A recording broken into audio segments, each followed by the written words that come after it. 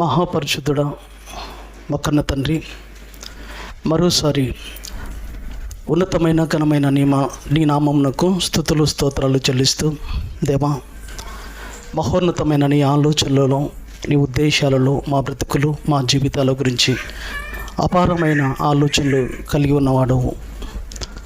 ఆ ఆలోచనలో భాగమే మాకు ఈ బ్రతుకులు, మాకు ఈ జీవితాలు ప్రసాదించి ఒక ఉన్నతమైన ప్రణాళికలతో అడుగుపెట్టబడిన మా బ్రతుకులు, ఆ ప్రణాళికలు నీ ఉద్దేశాలను పూర్తి చేసుకొని తిరిగి నీ ఉండే మహోన్నతమైన లోకాన్ని చేరుకునే ధన్యత భాగ్యాన్ని మా అందరికీ దయచేయమని వేడుతూ, వచ్చిన నీ పిల్లలను పేరు పేరున దీవించి ఆశీర్వదించబడి చెప్పబడుతున్న మాటలో పరమార్థాన్ని ఆలోచించుకున్నట్లు కృప చేయండి.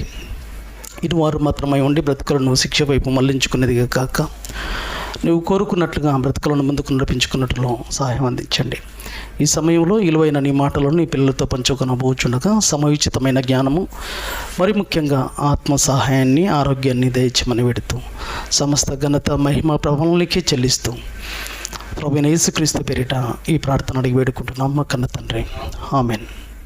కూర్చోండి. కూడి వచ్చిన ప్రియమైన దేవుని వారలారా, ప్రభువైన యేసుక్రీస్తు పేరిట వందనములు, శుభములు తెలియజేస్తూ, మళ్ళీ మనందరికీ ఆయుష్ ఆరోగ్యాలతో మరొక నూతన ఈ చల్లటి వాతావరణం కూల్గా ఉంది. ఈ చల్లటి మధ్యాహ్న కాల సమయంలోనికి మనల్ని తండ్రి తన పాద చెంతకు నడిపించిన విధానాన్ని బట్టి తండ్రి అయిన దేవదేవుడికి ప్రభువైన యేసుక్రీస్తు పేరిట కృతజ్ఞతాస్తుతులు చెల్లిస్తున్నాను. ప్రియులరా, మళ్ళీ మన బ్రతుకులకు మరొక అవకాశం మళ్ళీ మనకు ఇవ్వబడింది.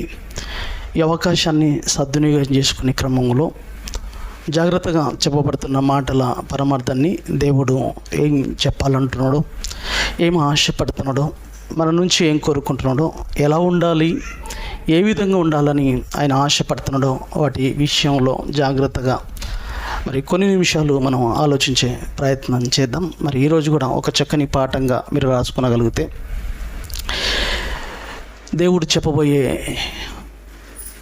మనకు పరలోక పాఠం అంశం, ఏ విషయంలో ప్రేరణ కలిగి ఉన్నావు, ఏ విషయంలో ప్రేరణ లేదా ఏ విషయంలో మాదిరి కలిగి ఉన్నావు, ఎలా రాసుకున్నా పర్వాలేదు. ఏ విషయంలో ప్రేరణ కలిగి ఉన్నావు లేదా ఏ విషయంలో ప్రేరణ అన్న కాడ మధ్యలో బ్రాకెట్ పెట్టి మాదిరి అని పెట్టుకోండి. ఏ విషయంలో ప్రేరణ కలిగి ఉన్నావు లేదా మాదిరి కలిగి ఉన్నావు. ప్రియమైన దేవుని వారలారా, ఒక ఆలోచనతో కూడుకున్న అంశం. ప్రేరణ అనగానే మాదిరి, ఇన్స్పిరేషన్,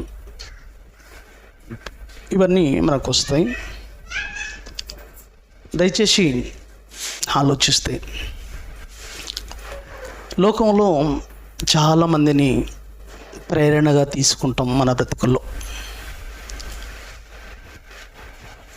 ఒక ఉన్నతమైన చదువులను చదివిన వ్యక్తిని చూసి అతన్ని ప్రేరణకు తెచ్చుకుంటాం, ఇన్స్పిరేషన్గా తనని తీసుకుంటాం లేదా మాదిరిగా తీసుకుంటాం. ఒక వ్యక్తి ఉన్నతమైన ఉద్యోగాన్ని సంపాదించాడంటే ఆ వ్యక్తిని ప్రేరణగా తీసుకొని ఆ ఉద్యోగం ఎలా సంపాదించాడు అనే విషయాన్ని మనం ప్రేరణ కలిగి ఉంటాం, మాదిరిగా తీసుకుంటాం. అలాగే ఒక వ్యక్తి బిజినెస్లో సక్సెస్ అయ్యాడంటే ఆ బిజినెస్ ఏ విధంగా సక్సెస్ఫుల్గా చేయగలిగాడు అనే విషయంలో కావచ్చు. ఒక ఉన్నతమైన పదవిలో ఉన్నవారిని ఇన్స్పిరేషన్గా, లోకంలో అత్యధికంగా డబ్బు సంపాదించిన వ్యక్తిని మాదిరిగా ప్రేరణగా తీసుకొని ఆ వ్యక్తి ఆ స్థాయికి ఎలా చేరుకొనగలిగాడు అనేది మాదిరిగా తీసుకుంటాం, ఒక ప్రేరణగా అతన్ని పెట్టుకుంటాం. ఒక వ్యక్తి ఒక ఉన్నత పదవి పొందాడంటే ఆ వ్యక్తిని మాదిరిగా పెట్టుకుంటాం, ఎలా పొందాడు ఆ పదవి. ఇలా లోకంలో ఎంతోమందిని మాదిరిగా ప్రేరణగా పెట్టుకుంటాం. ప్రియమైన దేవుని వారలారా, మాదిరి అనేది, ప్రేరణ అనేది ఈ బ్రతుకుకు సంబంధించినదిగా ఉండకూడదు అనేది దేవుని ఉద్దేశం. ఆలోచించారు? మాదిరి అనేది, ప్రేరణ అనేది, ఇన్స్పిరేషన్ అనేది ఈ భూకాలానికి, ఈ బ్రతుకుకు సంబంధించినదిగా ఉంటుంది. అది ఈ విషయాలలో ఏ ఒక్క వ్యక్తిని మనం ప్రేరణగా తీసుకున్నా, ఏ ఒక్క వ్యక్తిని మాదిరిగా తీసుకున్నా అవి ఈ లోకానికి సంబంధించినవి, ఈ బ్రతుకుకు సంబంధించినవి, ఈ భూకాలానికి సంబంధించినవి తప్ప అవి శాశ్వతమైనవి, శాశ్వతంగా ఉపయోగంలో ఉండేవి కావు అనేది ఆలోచించాలి. దేన్ని తీసుకోండి, ఒక విద్యను తీసుకున్నా, ఒక ఉద్యోగాన్ని తీసుకున్నా, ఒక బిజినెస్ చేస్తున్న వ్యక్తిని, లేక ఒక ధనవంతుడిగా ఎలా అయ్యాడు అనే విషయాన్ని తీసుకున్నా, ఒక ఉన్నత అధికార పదవిని సొంతం చేసుకున్నా, ఎటువంటి ఉన్నత స్థితిలో ఉన్న ఏ వ్యక్తిని తీసుకున్నది భూమి మీద ఉన్న చిన్న బ్రతుకుకు ఉపయోగం తప్ప ఆత్మకు సంబంధించినదిగా, రేపు నిత్యత్వానికి సంబంధించినదిగా ఆ ప్రేరణ నీకు ఉపయోగపడదు అనేది దేవుని యొక్క ఉద్దేశం, దేవుని యొక్క ఆలోచన. ఆ విషయంలోనే ప్రేరణ, ఆ విషయంలోనే మాదిరిగా మనుషులు తీసుకుంటున్నారు. ఆ విషయంలో ప్రేరణ తీసుకోకూడదు. అది దేవుని యొక్క ఉద్దేశం కాదు. ఎందుకనంటే తిమోతికి రాసిన మొదటి పత్రిక 4వ అధ్యాయము 8వ వచనాన్ని మనం ఈ సందర్భంగా చూడగలిగితే, ప్రియులరా చూడండి. తిమోతికి రాసిన మొదటి పత్రిక 4వ అధ్యాయము 8వ వచనం.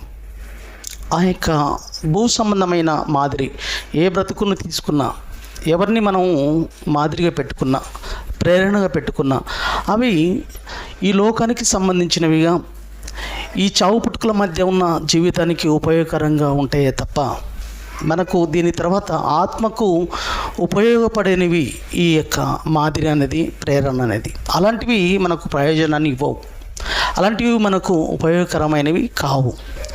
వాటినే మనం ప్రేరణగా, మాదిరిగా తీసుకుంటాం. కానీ దేవుని యొక్క ఉద్దేశం అయితే ప్రియులరా అవి తీసుకోకూడదు. అలా ప్రేరణగా వాటిని తీసుకోకూడదు. అలా మాదిరిగా ఇన్స్పిరేషన్గా వాళ్ళను తీసుకోకూడదు. ఆ విషయంలో మీరు ప్రేరణగా తీసుకుంటున్నారు. అది మీ జీవితాలకు ప్రయోజనాన్ని ఇచ్చేది కాదు. ఎందుకంటే కొంతకాలానికి పరిమితి, కొంత బ్రతుకుకు సంబంధించిందే తప్ప అది నీ ఆత్మకు ప్రయోజనకరమైనది కాదు అనే విషయాన్ని మనం తిమోతికి రాసిన మొదటి పత్రిక 4:8వ వచనంలో ఎప్పుడు చూస్తున్న మాటనే ఒకసారి మళ్ళీ చూద్దాం. శరీర సంబంధమైన సాధకం కొంచెము మట్టుకే ప్రయోజనకరం అవును. చూసారా, కొంచెము మట్టుకే ఉపయోగంలో ఉంటుంది. అది చావు పుట్టుకల మధ్య జీవితాన్ని సంతోషపెట్టొచ్చేమో, ఆనంద పెడుతుందేమో, కానీ అది మాదిరిగా తీసుకోకూడదండి. ఈరోజు చాలామంది అలానే ప్రవర్తిస్తున్నారు, అలానే ఆలోచిస్తున్నారు. అందుకే చాలామంది క్రీస్తును వెంబడించే విషయంలో కావచ్చు, క్రీస్తు దగ్గరికి వచ్చే విషయంలో కావచ్చు, ఏదో ఈ భూపరంగా, ఈ లోక సంబంధంగా ఏదో ఒక స్థాయిని అందుకోవాలని ఆశపడుతుంటారు తప్ప దాని విషయంలో మీరు మాదిరిగా తీసుకోకూడదు. ఏ విషయంలో మాదిరి తీసుకోవాలంటే మనకు శాశ్వతమైనదిగా, మన ఆత్మకు సంబంధించిందిగా, మన ఆత్మను ఉన్నత స్థితిలో నిలబెట్టేదిగా, మన ఆత్మను మహోన్నతమైన లోకానికి చేర్చేదిగా, అలాంటి బ్రతుకులను, అలాంటి జీవితాలను మనం మాదిరిగా పెట్టుకోగలగాలి. అలా ఇన్స్పిరేషన్గా మనం తీసుకోవాలి. అప్పుడే మనకు శాశ్వతమైన జీవితంలోనికి మన బ్రతుకులు, మన జీవితాలను నడిపించుకునే అవకాశం ఉంది. అది మనం చేయదగిన ఆలోచన. కాబట్టి ప్రేమైన దేవుని వారలారా, దేవుడు ఆ విషయంలో ప్రేరణ తీసుకోవద్దు అనేది దేవుని ఉద్దేశం.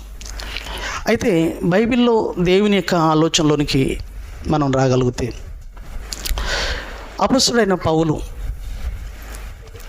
ఒక భక్తుడు, తన జీవితాన్ని మనం తీసుకునగలిగితే, మన జీవితంలో ఎవరిని ప్రేరణగా తీసుకోవాలి, ఎవరిని ఇన్స్పిరేషన్గా తీసుకోవాలి, ఎవరిని మాదిరిగా తీసుకోవాలని ఆలోచిస్తే, మనందరికీ మాదిరి, మనందరికీ ప్రేరణ ప్రియమైన దేవుని వారలారా, ఒక మహోన్నతమైన బ్రతుకును చూపించినవాడు, ఒక మహోన్నతమైన బ్రతుకుకు బాటలేసినవాడు, ఒక మహోన్నతమైన బ్రతుకుకు ఆయన ఇన్స్పిరేషన్, ఆయన మాదిరి, ఆయన ప్రేరణ. ఆ వ్యక్తిని మనం మాదిరిగా తీసుకోవాలి.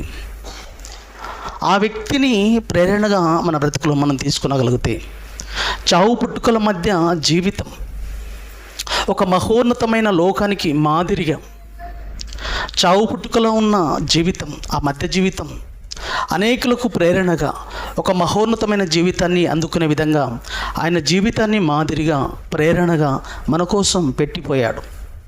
అది మాదిరి తీసుకునగలిగితే మన జీవితాలు ఉన్నత లోకాలకు చేరగలుగుతాయి, ఉన్నత లోకాలను అందుకునే అవకాశం ఉంది. అది మీరు మాదిరిగా తీసుకోండి. మన జీవితాలకు ఏది ప్రయోజనమో, ఏది క్షేమకరమో, ఏది శ్రేయస్కరమో అన్నది ఆలోచించుకొనగలిగితేనే బాగుంటుంది. అలా లోకంలో ఉన్న మనుషులను ప్రేరణగా తీసుకొని, లోకంలో ఉన్న మనుషులను మాదిరిగా పెట్టుకొని, వాడంతా నేను కావాలి, వాడి స్థితిలోనికి నేను వెళ్ళాలి, వానంతటి స్థితిలోనికి నా జీవితాన్ని కూడా తీసుకుపోవాలని లోక సంబంధమైన మనుషులను, లోక సంబంధమైన ఆలోచనలతో కూడుకున్న మనుషుల బ్రతుకులను ప్రేరణగా తీసుకునగలిగితే అది చావు వరకు వచ్చి ఆగిపోయేది వాళ్ళ యొక్క మాదిరి. అది చావు వరకు ఉపయోగపడుతుంది తప్ప శాశ్వత పరిష్కారాన్ని ఇచ్చేదిగా ఉండదు. అది మీరు మాదిరిగా పెట్టుకోకూడదు అన్నది దేవుని యొక్క ఉద్దేశం. కాబట్టి ప్రియమైన దేవుని వారలారా, అపొస్తలుడైన పౌలు మాట్లాడుతున్న మాట మనం చూడగలిగితే, మాదిరి అనేది క్రీస్తును తీసుకోవాలి. అందుకే అపొస్తలుడైన పౌలు ఎవరిని మాదిరిగా, ఎవరిని ప్రేరణగా తీసుకున్నాడు అనేది మనం చూడగలిగితే, మనం కూడా ఇలానే ప్రేరణ కలిగి, ఇలానే మాదిరి కలిగి ఆయన జీవితాన్ని తీసుకోవాలన్నది ఆలోచించాలి ప్రియులరా. కొరింథీయులకు రాసిన మొదటి పత్రిక 11వ అధ్యాయము 1వ వచనాన్ని మనం చూడగలిగితే, నేను క్రీస్తును పోలి నడుచుకొనుచున్నా. కొరింథీయులకు రాసిన మొదటి పత్రిక 11వ అధ్యాయము 1వ వచనం. కొరింథీయులకు రాసిన మొదటి పత్రిక 11వ అధ్యాయము 1వ వచనం. నేను క్రీస్తును పోలి నడుచుకొనుచున్న ప్రకారము మీరును నన్ను పోలి నడుచుకొనుడి. చూసారా, నేను క్రీస్తును పోలి నడుచుకొనుచున్నాను, నేను క్రీస్తును పోలి నడుచుకుంటున్నాను, నేను క్రీస్తును మాదిరిగా పెట్టుకుంటున్నాను, నేను క్రీస్తును ప్రేరణగా పెట్టుకుంటున్నాను. నాకు క్రీస్తు ప్రేరణ, క్రీస్తు మాదిరి. నాకు నేను ఎవరినో లోకంలో ఏ వ్యక్తిని నేను చూసుకోవట్లేదు, ఏ వ్యక్తిని నేను ఇన్స్పిరేషన్గా పెట్టుకోవట్లేదు, ఏ వ్యక్తిని మాదిరిగా నేను తీసుకోవట్లేదు. ఎందుకంటే వాళ్ళ బ్రతుకులు భూ సంబంధమైనవిగా, చావు పుట్టుకల మధ్య ఉన్న జీవితానికి ఉపయోగకరంగా ఉంటుంది తప్ప శాశ్వత జీవితానికి ఉపయోగం ఉండదు. ఎందుకంటే యేసుక్రీస్తు ప్రభుల వారిని మనం చూడగలిగితే, ఆయన జీవితం, ఆయన చావు పుట్టుకల మధ్య జీవితం మనందరికీ ఒక మహోన్నతమైన జీవితానికి మాదిరిగా ఉంచిపోయాడు అన్నది మనం చూడగలిగితే, అది మాదిరి అంటే, అది ప్రేరణ అంటే. అటువంటి బ్రతుకును కలిగిన వ్యక్తిగా యేసుక్రీస్తు ప్రభుల వారు కనబడుతున్నాడు. అది మనం ఆలోచించాలి ప్రియులారా. అందుకే ఎబ్రీయులకు రాసిన పత్రిక 5వ అధ్యాయం 7వ వచనంలో మనం చూడగలిగితే, యేసుక్రీస్తు ప్రభుల వారి జీవితం అండి, చావు పుట్టుకల మధ్య ఉన్న జీవితం. ఆయన పుట్టినప్పటి నుంచి చనిపోయే వరకు ఆయన జీవితం ప్రపంచ మానవాళ్ళందరికీ ఒక రోల్ మోడల్. ఆయన జీవితం ప్రపంచ మానవాళ్ళందరికీ ఒక మాదిరి. ఆయన జీవితం అందరికీ ఒక ప్రేరణ. ఎందుకో తెలుసా, రాబోయే జీవితానికి, రాబోయే బ్రతుకుకు, ఆత్మకు ప్రయోజనాన్ని ఇచ్చేది, ఆత్మకు ఆనందాన్ని ఇచ్చేది ఆయన బ్రతుకు ఒక ప్రేరణ. ఆయనను మనం తీసుకోవాలి. 5-7 వచనం, ఎబ్రీయులకు రాసిన పత్రిక 5-7 వచనంలో చూస్తే, శరీరధారి అయ్యున్న దినములలో, చూసారా, అంటే అతనికి ఇవ్వబడిన ఆ శరీర బ్రతుకు కాలం, శరీర బ్రతుకు కాలం అంటే చావు పుట్టుకల మధ్య ఉన్న కాలం శరీర బ్రతుకు కాలం అండి.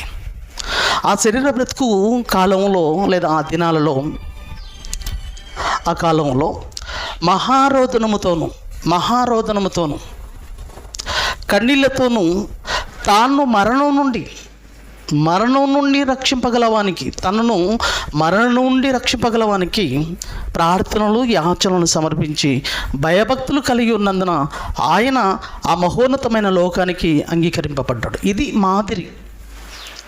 ఇతరుని మాదిరిగా తీసుకుంటే, ఈ ప్రభువారిని మాదిరిగా మనం తీసుకునగలిగితే, మన బ్రతుకులు మరొకరికి మాదిరి కావాలి. అది మనం చేయవలసిన ఆలోచన. చూశారు, యేసుక్రీస్తు ప్రభుల వారి జీవితాన్ని మనం మాదిరిగా పెట్టుకునగలిగితే, ఆయన చావు పుట్టుకల మధ్య ఆ జీవితం ఉంది చూశారు, ఒక మహోన్నతమైన జీవితానికి బాటలు వేసాయి ప్రేమైన దేవుని వారలారా.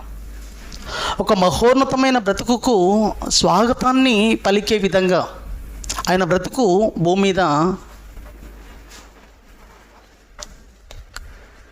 ఒక మాదిరిగా మనందరికీ ఒక ప్రేరణగా కలిగి బ్రతికాడు. ఆ జీవితాన్ని స్వాగతం పలికేదిగా మన బ్రతుకులు ఉండడం కోసం ఆయన జీవితాన్ని మనకు ప్రేరణగా ఉంచిపోయాడు, మాదిరిగా ఉంచిపోయాడు. అది మనం మాదిరిగా ప్రేరణగా తీసుకోలేదు తప్ప ఈ భూ సంబంధమైన విషయాలలో, ఈ భూపరమైన ఆలోచనలతో ఎవరినో పోల్చుకొని ఎవరినో లేదా ఎవరిలాగానో నా బ్రతుకును ముందుకు నడిపించుకోవాలనే ఆలోచనలు కలిగి ఉండడం అనేది అది శరీర సంబంధమైన బ్రతుకుకు సంబంధించింది తప్ప ఆత్మకు సంబంధించినది కాదు. ఆత్మకు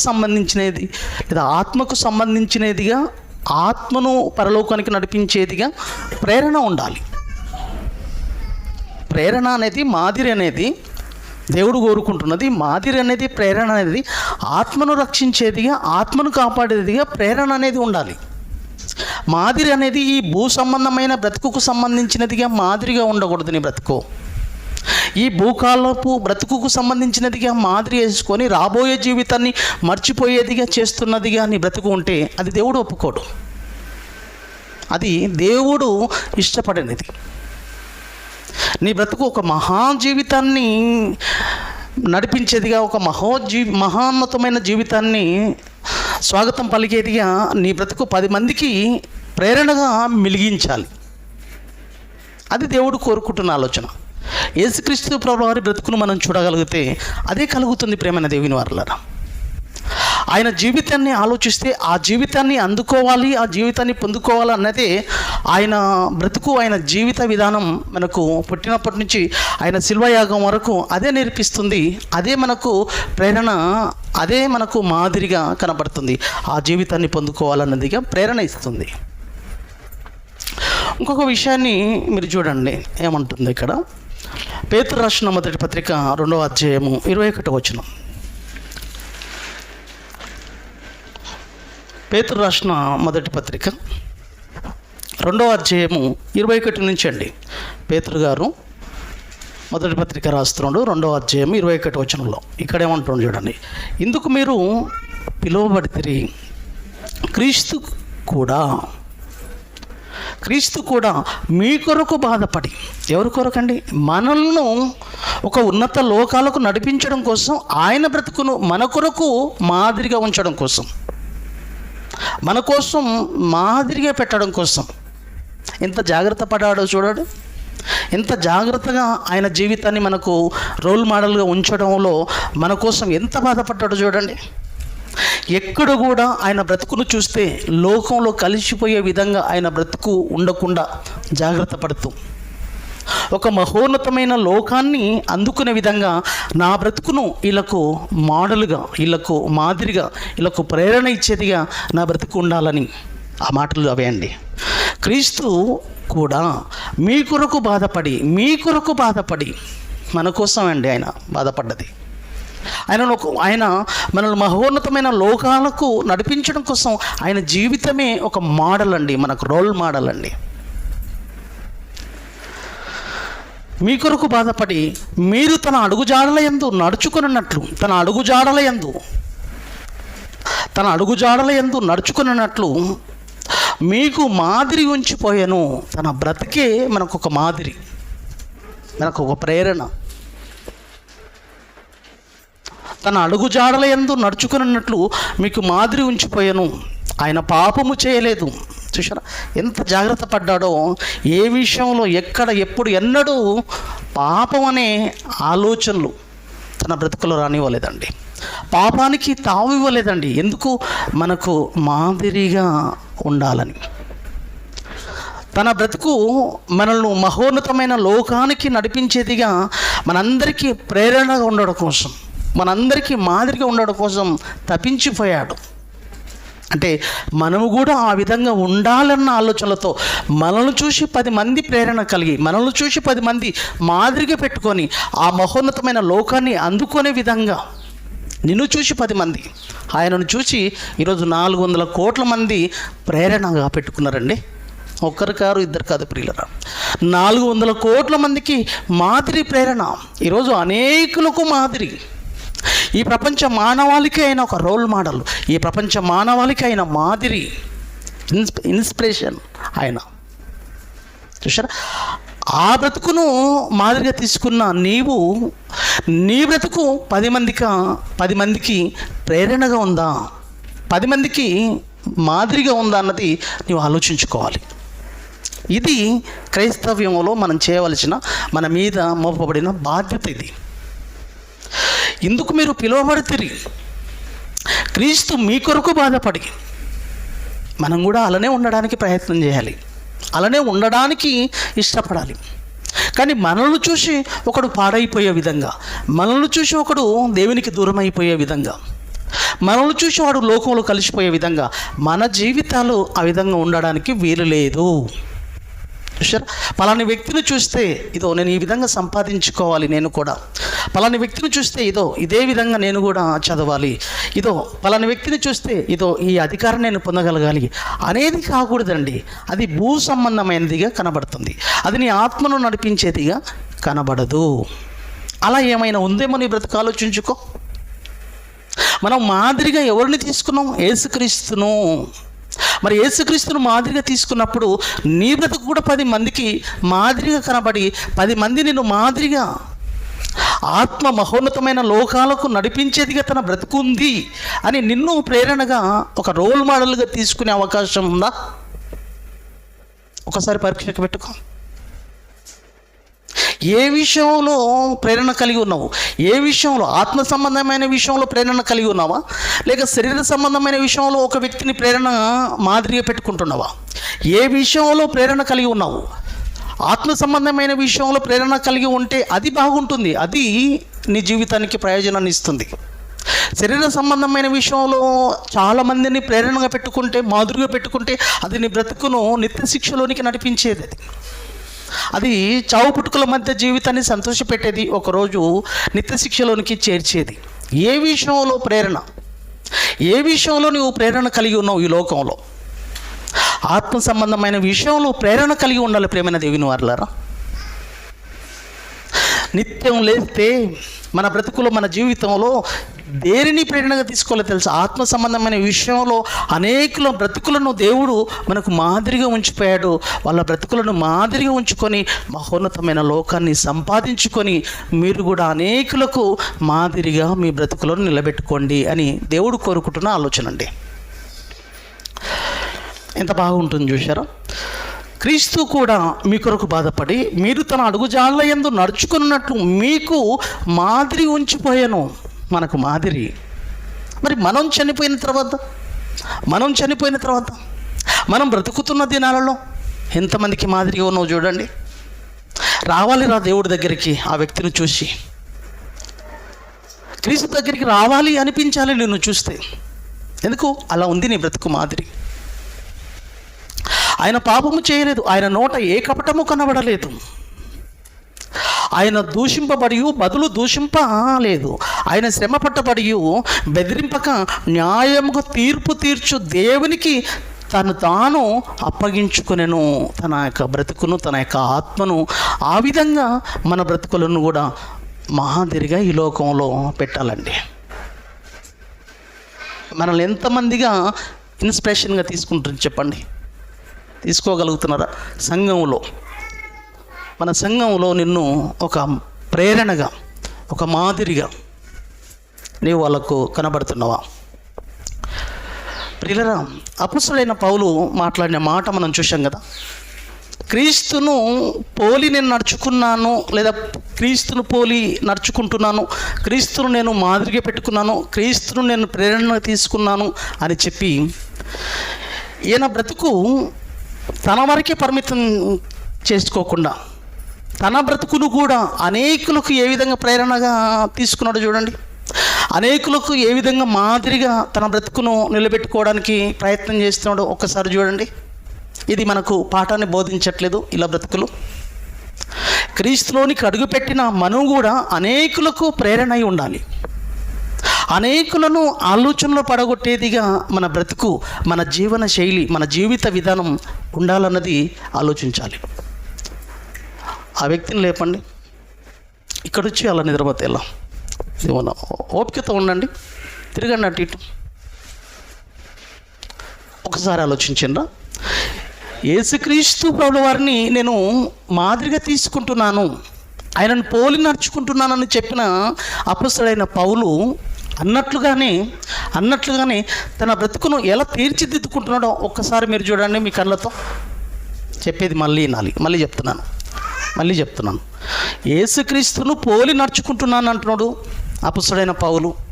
అన్నట్లుగానే తన బ్రతుకును కూడా అనేకులకు మాదిరిగా ఉంచుకోవడానికి, అనేకులకు ప్రేరణగా నిలబడడానికి, ప్రేరణగా ఇవ్వడానికి, తన బ్రతుకును ఉంచుకోవడానికి ఎలా ప్రయత్నం చేశాడో తిమోతికి రాసిన మొదటి పత్రిక చూడండి, ఎలా కష్టపడ్డాడో ఇతను కూడా.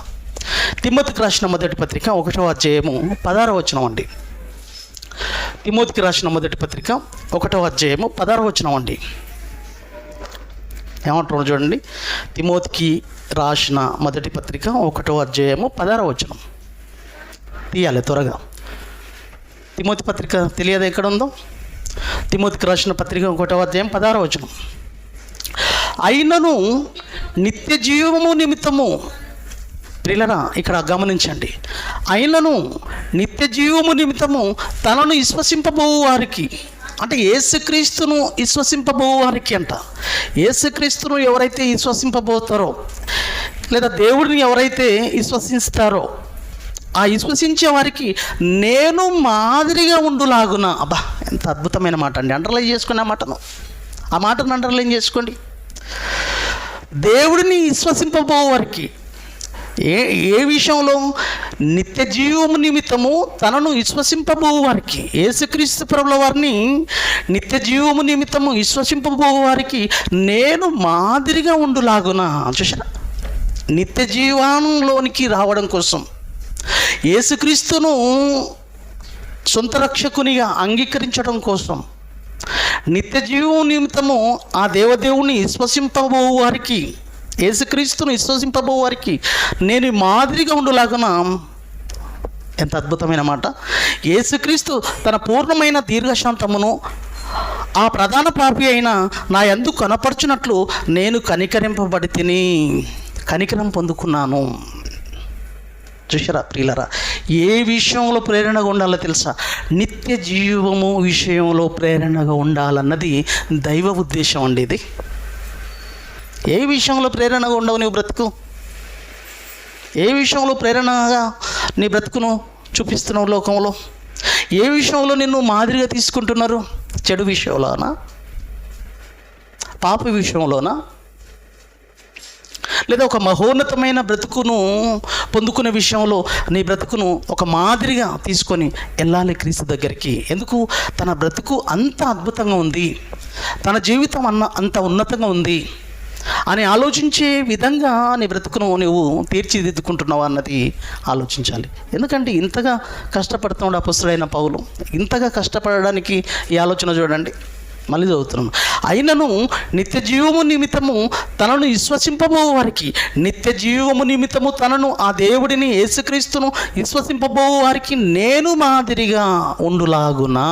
నేను మాదిరిగా ఉండాలి, నన్ను కూడా ప్రేరణగా తీసుకోవాలి, నన్ను కూడా కదా ఇన్స్పిరేషన్గా తీసుకోవాలి. అనేకులు తీసుకొని ఆ జీవితం, అందుకే అన్నాడు మీరు నన్ను పోలి నడుచుకున్నాడు, ఎందుకంటే నేను క్రీస్తును పోలి నడుచుకుంటున్నాను. చూసారా ఎంతమందికి ఇతను ప్రేరణ అయ్యాడో?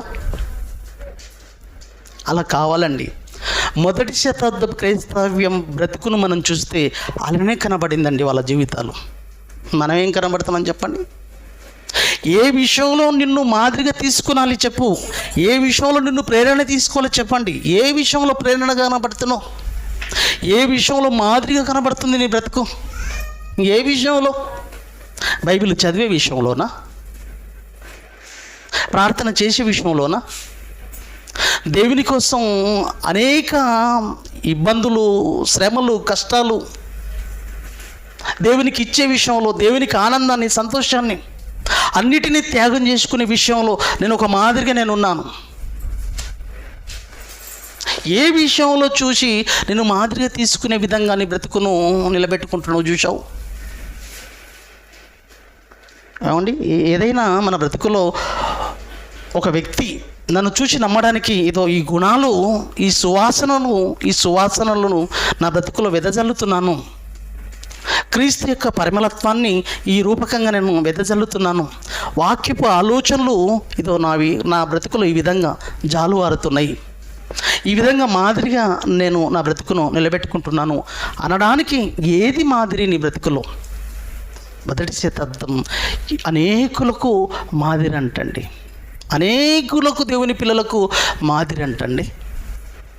అది అండి బ్రతుకు, అదండి జీవితం, అది బ్రతకాలంటే.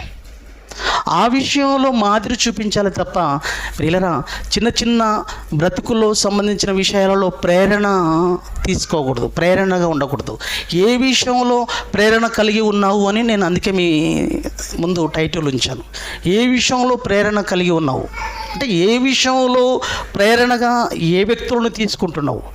ఆత్మ సంబంధమైన విషయంలో అనేక భక్తుల జీవితాలను ప్రేరణగా తీసుకుంటున్నావా? లోక సంబంధమైన మనుషుల బ్రతుకులను ప్రేరణగా తీసుకుంటున్నావా? లేదా నీ బ్రతుకును ఏ విషయంలో అనేకులకు ప్రేరణగా చూపించగలుగుతున్నావు? లోక విషయంలో ప్రేరణగా చూపిస్తున్నావా? లేదా మహోన్నతమైన లోకానికి నిలబడే విధంగా, ఆ లోకాన్ని అందుకునే విధంగా నీ బ్రతుకును ప్రేరణగా చూపిస్తున్నావా, మాదిరిగా ఉంచుతున్నావా? చూడండి, ఇక్కడ మొదటి శతాబ్దపు క్రైస్తవ్యం వాళ్ళు యేసుక్రీస్తు ప్రభుల వారిని, అనేక మంది భక్తులను మాదిరిగా తీసుకొని వీళ్ళ జీవితాలు కూడా అనేకులకు మాదిరిగా ఎలా నిలబడబోతున్నారో చూడండి. అది మన వారికే కదండి, క్రీస్తును పోలి నడుచుకుంటున్నాం, క్రీస్తును మాదిరిగా తీసుకున్న మనం కూడా అనేకులకు మాదిరిగా మన జీవితాలు ఉండాలి. ఇక్కడ ఇదే చేశారండి వీళ్ళు. కొరింథీయులకు రాసిన రెండో పత్రిక 9వ అధ్యాయము 1వ వచనం నుంచి చూడండి ప్రియులరా. 1-2 వచనాలు. కొరింథీయులకు రాసిన 2వ పత్రిక 9వ అధ్యాయము 1వ వచనం నుంచి. పరిశుద్ధుల కొరకైన ఈ పరిచర్యని గూర్చి, కొరింథీయులకు రాసిన 2వ పత్రిక తీయలేదా? కొరింథీయులకు రాసిన 2వ పత్రిక 9వ అధ్యాయము 1వ వచనం. పరిశుద్ధుల కొరకైన ఈ పరిచర్యని గూర్చి మీ పేరు వ్రాయుటకు నాకు అగత్యము లేదు, ఎందుకంటే మీ మనసు సిద్ధమై ఉన్నదని నేను ఎరుగుదును.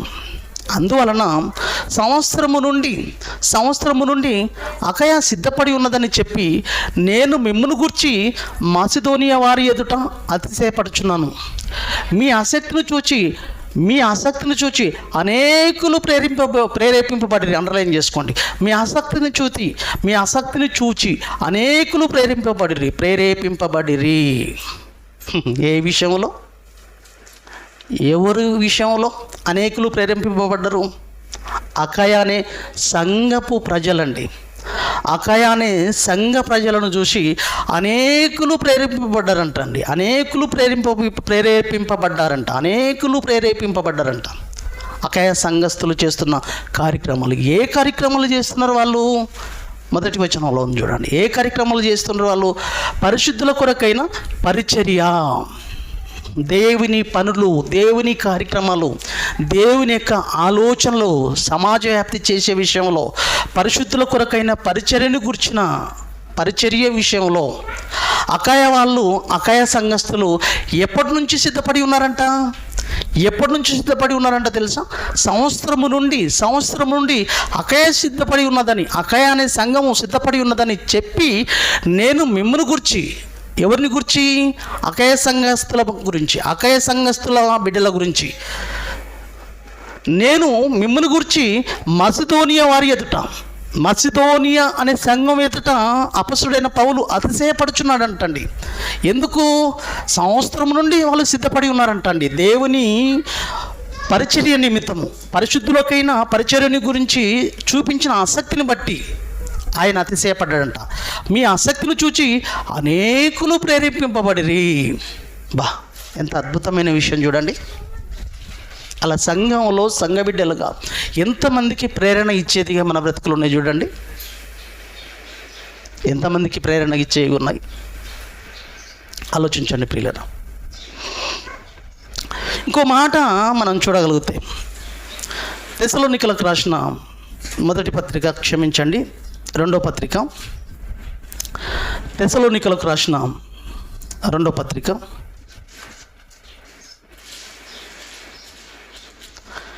మూడవ అధ్యాయము 6 నుంచి అండి. ఇక్కడ చూడండి, ఇక్కడ కూడా ఎలా మాదిరిగా ఉన్నారో. తెస్సలోనికలకు రాసిన పత్రిక, రెండో పత్రిక, 3వ అధ్యాయము 6 నుంచి చూద్దాం ప్రియులారా. 6 నుంచి. సహోదరులారా, ఇక్కడ అపొస్తలుడైన పౌలు మాట్లాడుతున్నాడండి తెస్సలోనిక సంఘస్థులతో. మా వలన పొందిన బోధన ప్రకారము కాక, మా వలన పొందిన బోధన ప్రకారము కాక అక్రముగా నడుచుకొను ప్రతి సహోదరుని ఎద్దు నుండి తొలగిపోవాలనని మన ప్రభువైన యేసుక్రీస్తు పేరిట మీకు ఆజ్ఞాపించుచున్నాము. అంటే పని చేయని వారిగా అక్రమంగా నడుచుకుంటున్న వాళ్ళు ఉన్నారు. వాళ్ళను మాదిరిగా మీరు తీసుకోకూడదు. పరిచర్య కొరకు పాటుపడేవారుగా, పరిశుద్ధుల పరిచర్య కొరకు పాటుపడేవారుగా లేరు వాళ్ళు. దేవుని కార్యక్రమాలు చేసేవారుగా వాళ్ళు కనబడట్లేదు. దేవుని ఆశయాలను పండించేవారుగా వాళ్ళ బ్రతుకులు కనబడట్లేదు. ఆ విధంగా అక్రమంగా నడుచుకున్న ప్రతి సహోదరుని ఎద్దు నుండి తొలగిపోవాలనని మన ప్రభువైన యేసుక్రీస్తు పేరిట మీకు ఆజ్ఞాపించుచున్నాము. వాళ్ళను మాదిరిగా పెట్టుకోకండి, వాళ్ళను మాదిరిగా తీసుకోకండి. ఎలాగూ మమ్మను పోలి నడుచుకోని వాళ్ళనని. ఎవరిని పోలి నడుచుకోవాలి? మేము దేవుని కొరకు బ్రతుకుతున్నాం. మేము పరిశుద్ధుల పరిచర్య కొరకు, దేవుని యొక్క పనిలో, దేవుని యొక్క ఆలోచనలో, దేవుని యొక్క సంకల్పంలో పండించడానికి మా బ్రతుకులను ఏ విధంగా అయితే తాకట్టు పెట్టుకుంటున్నామో, ఎలాగూ మమ్మను పోలి నడుచుకున్న వాళ్ళనో మీకే తెలియను. మేము ఎలా బ్రతుకుతున్నామో మీకే తెలియను. దేవుని కోసం ఎన్నో ఉన్నతమైన సాహసోపేతమైన కార్యక్రమాలు మా బ్రతుకులో మేము చేస్తున్నాం కదా. ఎలాగూ మమ్మను పోలి నడుచుకున్న వాళ్ళనో మీకు తెలియను. మమ్మల్ని పోలి నడుచుకోండి. ఎందుకంటే మేము మీ మధ్యను అక్రమంగా నడుచుకోలేదు, క్రమంగా నడుచుకున్నాం. కాబట్టి మమ్మల్ని పోలి నడుచుకోండి, మమ్మల్ని మాదిరిగా తీసుకోండి, మమ్మల్ని ప్రేరణగా తీసుకోండి అని అపొస్తలుడైన పౌలు మాట్లాడుతున్న మాట అండి. ఇక్కడ నీవు నేను అదే చూపించాలి ప్రియమైన దేవుని వారలారా, దేవుని బిడ్డలకు. మేము మీ మధ్యన అక్రమంగా నడుచుకోలేదు, క్రమంగా నడుచుకున్నాం. దేవుని యొక్క ఉద్దేశాలను, దేవుని యొక్క ఆలోచనలను పండించే క్రమంలో మేము ముందుకు సాగుతున్నాం. రాత్రింపగలు. ఇక్కడ చూడండి, ఇంకా చూడండి ఏమంటున్నాడు? ఎవని యొద్దను ఉచితముగా ఆహారం పుచ్చుకొనలేదు. ఎవని యొద్ద ఆహారమును ఉచితముగా పుచ్చుకొనలేదండి.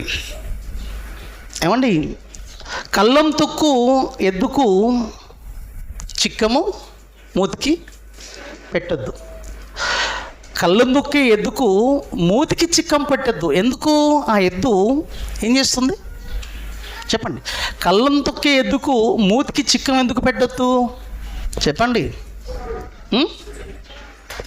ఏమన్నారు? పని చేస్తుంది కాబట్టి పనిచేసేవాడికి ఆహారము,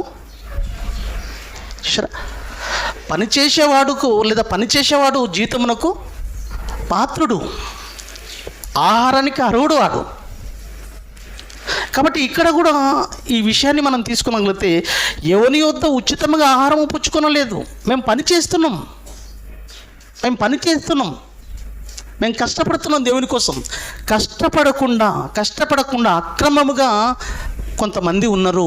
వాళ్ళని మీరు పక్కన పెట్టేసేయండి, వాళ్ళని మీరు మాదిరిగా తీసుకోకూడదు అని చెప్తున్నాడండి.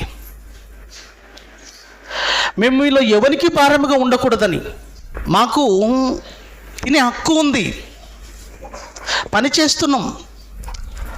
పనిచేసేవాడు ఆహారమునకు పాత్రుడు, పనిచేసేవాడు జీతమునకు పాత్రుడు. అయినా మేమేం చేస్తున్నాం తెలుసా? మేము మీలో ఎవరికి భారముగా ఉండకూడదని ప్రయాసంతోనూ కష్టంతోనూ రాత్రింబగులు పని చేయుచు జీవనము చేసితిమి. ఇది మాదిరిగా పెట్టుకోండి, మీ బ్రతుకులో మాదిరిగా పెట్టుకోండి. మీరు మమ్మును పోలి నడుచుకునే వాళ్ళని మమ్మును మేము మాదిరిగా కనపరచుటకే ఇలాగూ చేసితిమి, కానీ మాకు అధికారము లేదని చేయలేదు.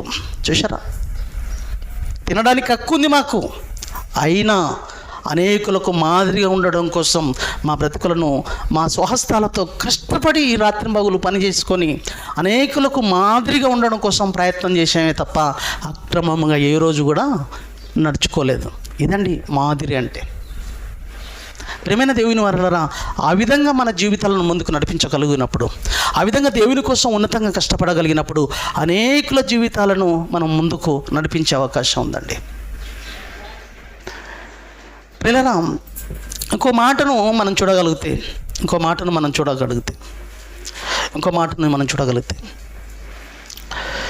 ఎబ్రీలకు రాసిన పత్రిక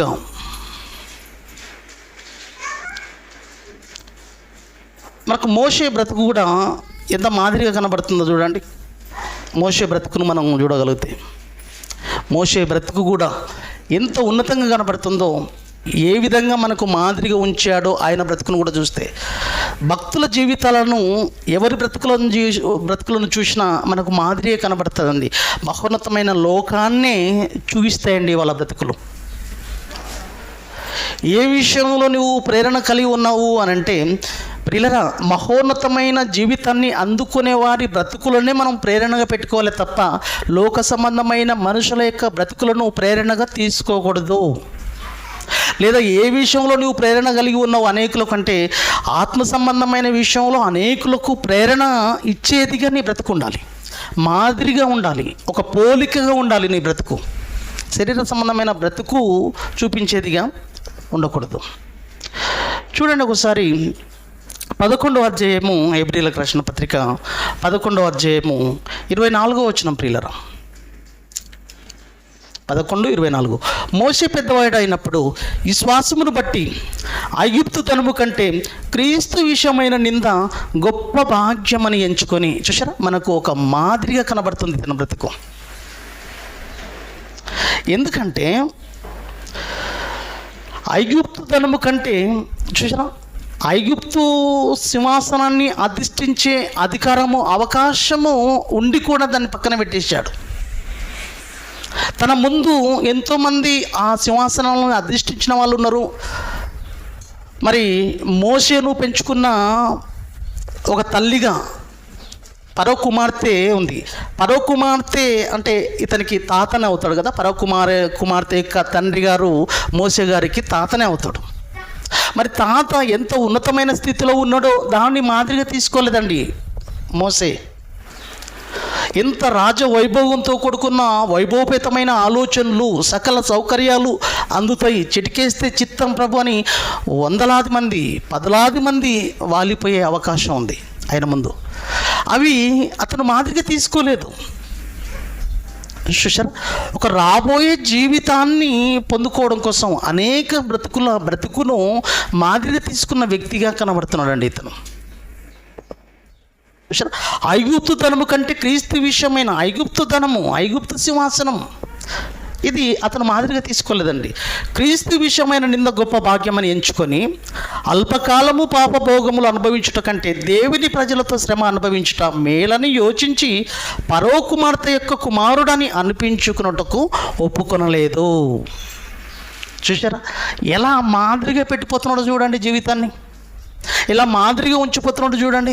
యేసుక్రీస్తు ప్రభుల వారు ఇక్కడ మోషే విషయంలో మనం తీసుకున్న ప్రియులారా, మోషే బ్రతుకును మనం తీసుకుంటే మహోన్నతమైన బ్రతుకును అందుకునే విధంగా తన బ్రతుకును భూ సంబంధమైన బ్రతుకులో జస్ట్ పరో కుమార్తె అనిపించుకుంటే చాలు, పరో కుమారుని అనిపించుకుంటే చాలు, ఆ యొక్క సింహాసనాన్ని అధిష్ఠించే ఒక గొప్ప అవకాశాన్ని పొందుకునే అవకాశం ఉంది మోషేకు. కానీ అది ఉపయోగించుకోలేదు. నా బ్రతుకు మాదిరిగా ఉండాలి, మహోన్నతమైన జీవితాన్ని అందుకునేదిగా నా బ్రతుకును అనేకులకు మాదిరిగా ఉంచిపోవాలనుకున్నాడు మోషే భక్తుడండి. ఫరో కుమార్తె యొక్క కుమారుడని అనిపించుకున్నట్టుకు ఒప్పుకొనలేదు. ఎలా అయినగా అతడు ప్రతిఫలముగా కలగబోవు బహుమానమందు దృష్టి ఉంచాడు. ఆ బహుమానాన్ని పొందుకునడంలో అతను ఒకడయ్యాడు. చూసారా, ఆ బహుమానాన్ని ఎలా పొందుకున్నాడు? అపస్తుడైన ఒక పౌలు విషయంలో కావచ్చు, యేసుక్రీస్తు ప్రభుల వారి విషయంలో కావచ్చు, మోషే విషయంలో కావచ్చు, వీళ్ళందరూ ఆ లోకానికి ఎలిజిబిలిటీ సంపాదించిన వాళ్ళు.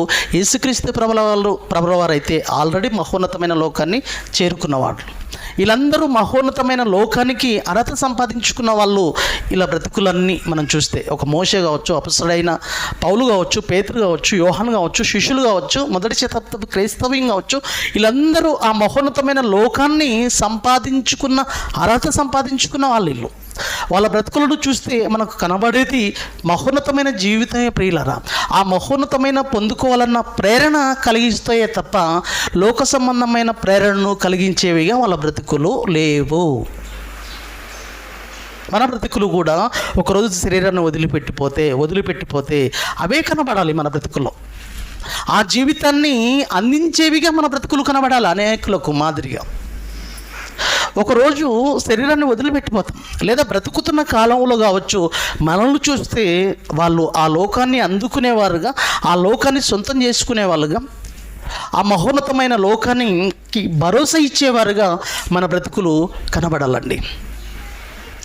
నేడు నీవు నాతో కూడా పరదేశంలో ఉండు అని తన జీవితాన్ని ఆ స్థితిలోనికి నిలబెట్టుకుంటూ, ఆ స్థితిలో ఆ మహాజీవితాన్ని పొందుకునే ఆలోచనలో తాను కనబడుతూ ఒక దొంగకు అభయస్థం ఇస్తున్నట్లుగా యేసుక్రీస్తు ప్రభుల వారిని మనం చూడొచ్చు. అంటే మన కండ్ల ముందు కనబడుతున్న వారికి కూడా మన జీవితం ఏం కనబడాలో తెలుసా? ఒక అభయస్థాన్ని ఇచ్చేదిగా మాదిరిగా ఉండాలి.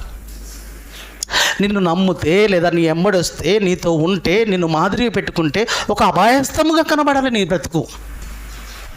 ఎందుకంటే అతను పోలి నడుచుకుంటే నా బ్రతుకు వెళుతుందిరా మహోన్నతమైన జీవితానికి, మహోన్నతమైన లోకానికి అనేదిగా మాదిరిగా ఉండాలి. అందుకే అపొస్తలుడైన పౌలు అంటున్నమాట, నేను క్రీస్తును పోలి నడుచుకొనుచున్న ప్రకారము మీరు నన్ను పోలి నడుచుకోండి సరిపోతుంది. మీరు నన్ను మాదిరిగా తీసుకుంటే సరిపోతుంది. నన్ను మీరు ఇన్స్పిరేషన్గా తీసుకుంటే సరిపోతుంది. నన్ను మీరు ప్రేరణగా తీసుకుంటే సరిపోతుంది. ఎందుకు? మహోన్నతమైన లోకం మీకు కూడా దక్కుతుంది. ఆ ప్రేరణ, ఆ మాదిరి కలిగి నేను జీవిస్తున్నాను కాబట్టి అదే మీకు సొంతం అవుతుంది. నన్ను పోలికగా తీసుకుంటే, నన్ను ప్రేరణగా తీసుకుంటే అది కనబడాలి ప్రియులారా. అది ఇచ్చేదిగా మన బ్రతుకులు ఉండాలి. అవి చూపించేవిగా మన బ్రతుకులు తీర్చిదిద్దుకోవాలి. అటువంటి ఆలోచనలతో మనం ఉండగలిగితేనే అది ప్రేరణ అంటారు. ఇది అసలైన ప్రేరణ. ఇది మన బ్రతుకులో ఉందో లేదో ఒకసారి ఆలోచించుకోండి. ఆ విధంగా బ్రతుకుతున్నామా లేదా ఒకసారి ఆలోచించండి. యేసుక్రీస్తును మాదిరిగా తీసుకున్న నీ బ్రతుకు అనేకులకు మాదిరిగా ఉందో లేదో అన్నది ఆలోచించుకోగలిగినప్పుడు,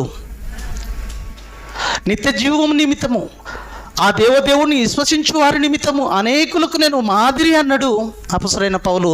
మరి నిత్య జీవాన్ని సంపాదించుకోవాలన్న ఆలోచనలో అనేకులు ఉండొచ్చు, లేదా నిత్యత్వాన్ని కలిగి బ్రతకడం కోసం, లేదా నిత్యత్వంలోనికి అనేకులను రప్పించుకోవడం కోసం, లేదా అనేకులను నడిపించడం కోసం నీ బ్రతుకును మాదిరిగా ఉంచే ప్రయత్నంలో నీ బ్రతుకును ముందుకు నడిపిస్తున్నావా అన్నది ఆలోచించాలి.